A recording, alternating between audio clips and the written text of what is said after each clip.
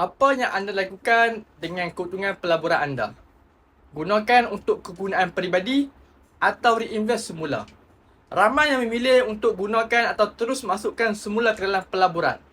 Tapi ada satu pendekatan yang lebih selamat, iaitu bekukan keuntungan tersebut dalam bentuk emas. Bagi business owner, keuntungan perniagaan boleh ditukarkan kepada emas supaya anda nampak aset sebenar hasil usaha anda. Begitu juga kepada pelabur.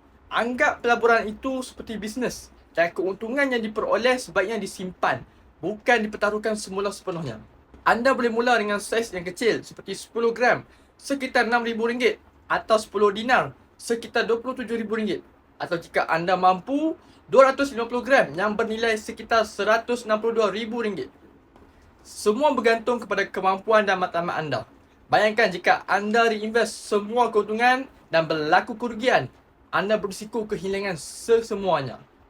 Tapi jika sebahagian keuntungan dibekukan dalam emas, sekurang-kurangnya anda masih ada simpanan yang kekal dalam tangan.